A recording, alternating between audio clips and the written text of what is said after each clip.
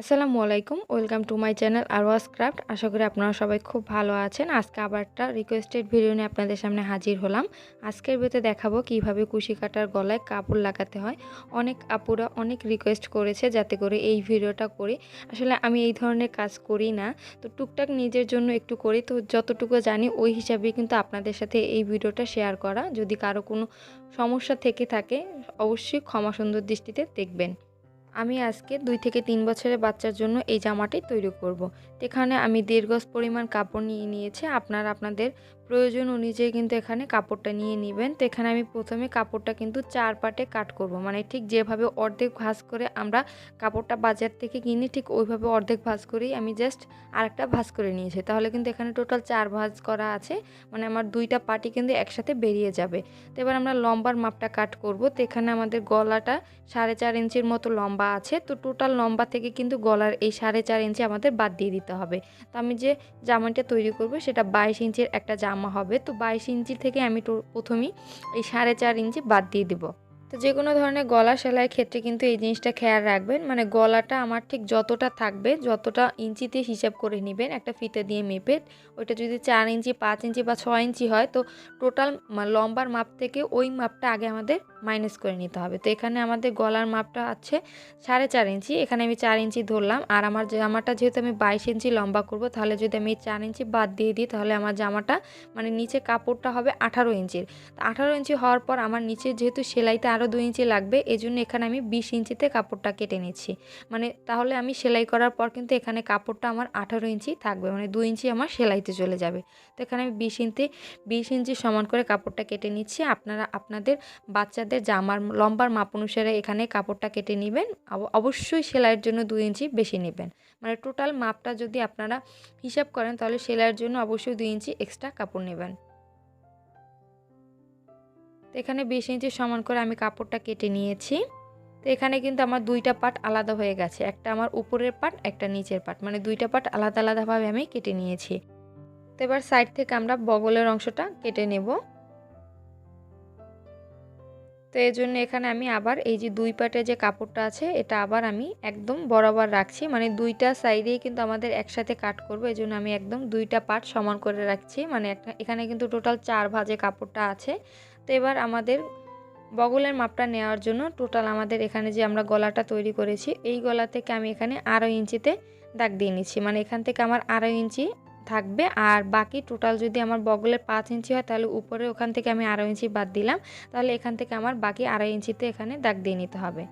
এই যে 2.5 ইঞ্চি বা একটু বেশিও নিতে পারেন, এটা আপনার পছন্দ মতো। মানে টোটাল এখানে বগলের মাপটা হলো 5 ইঞ্চি। তো 5 ইঞ্চি বগলের জন্য আমি যে গলাটা তৈরি করেছি ওই গলাটা থেকে 2.5 ইঞ্চি নিয়েছি আর কাপড় থেকে 2.5 ইঞ্চি। এবার এই সেট থেকেও সেমভাবে 2.5 ইঞ্চিতে আমি একটা দাগ দিয়ে নিচ্ছি। এবার এই 2টা দাগ আমি আড়াআড়িভাবে এই যে জাস্ট আড়াআড়িভাবে সমান করে দিচ্ছি। এই যে সমান করে দিলাম। এবার এই দাগ অনুযায়ী এখানে আমি আড়াআড়িভাবে কাপড়টা কেটে নিচ্ছি। এটাই কিন্তু আমাদের বগলের মানে যে কাপড়টা আছে এই কাপড়টা কিন্তু কাট করা হয়ে যাবে। এই যে কাপড়টা কাট করে নিলাম। এবার বগলের জন্য আলাদাভাবে পাইপিং দেওয়ার কোনো দরকার নেই, জাস্ট এভাবে করে 2টা ভাঁজ করে সেলাই করলেই কিন্তু হয়ে যাবে। প্রথমে একটা ভাঁজ করতে হবে, এরপর আরেকটা ভাঁজ করে সাইড থেকে সেলাই করে নিতে হবে। সেমভাবে অপর যে 3টা সাইড আছে ওই 3টা সাইডেও আমাদের কাপড়টা ভাঁজ করে সেলাই করে নিতে হবে। এই যে বাকি অংশগুলোতে আমি কাজটা সেম প্রসেসে করে নেব। তো দেখুন এবার আমরা দেখাবো এই যে গলাটার সাথে কিভাবে কাপড়টা লাগাবো। তো এখানে শুরুতেই মানে বোতামের ঘর সহ ঠিক যেভাবে আমরা লাগাবো ওইভাবে করে গলাটা ঠিক করে নিচের দিকে বোতামের ঘরটা জাস্ট একটু আটকে নেবেন যাতে করে গলাটা লাগাতে কোনো অসুবিধা না হয়। তো দেখুন এখানে কিন্তু আমি বগলের জন্য যে কাট করেছিলাম ওই হিসাবে কিন্তু ভাঁজ করে 2 সাইডে আমি সেলাই করে নিয়েছি। আর এখানে মাঝখানে আমি একটা চাপ সেলাই দিয়ে নিয়েছি যাতে করে বাড়তি যে মানে সাইডের যে সুতাটা না বেরিয়ে যায়, জন্য একটা চাপ সেলাই করে নিয়েছি। এবার মাঝখানে আমি কুচি করব। আপনারা যদি কুচি দিয়ে না করতে চান একটা বড় সেলাই দিয়ে জাস্ট সুতাটা টেনে টেনে একদম কাপড়গুলো কাছাকাছি এনেও কাজটা করতে পারবেন। তো এখানে আমি জাস্ট এভাবে করে দেখুন কুচি দিয়ে নেব। তো এখানে আমি ঠিক কতটা কুচি দেব ওই মাপটা আগে বের করব। যেহেতু আমি বগলের অংশের জন্য এখানে 2.5 ইঞ্চি বাদ দিয়েছি, তো দেখুন এখানে 2.5 ইঞ্চিতে মানে এই সাইড থেকে বগলের অংশের জন্য 2.5 ইঞ্চি আমি বাদ দিয়ে দিলাম। আবার সেমভাবে এই সাইড থেকেও আমি বগলের অংশের জন্য 2.5 ইঞ্চি বাদ দিয়ে নিলাম। এবার মাঝখানে ঠিক যতটুকু আছে এই অংশটা আমি মেপে নেব।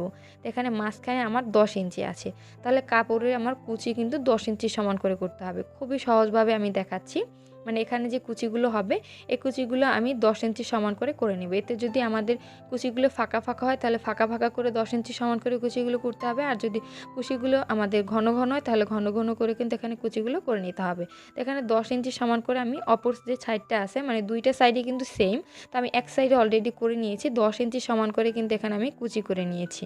এই যে দেখুন 10 ইঞ্চি সমান করে এখানে আমি কুচি করে নিয়েছি।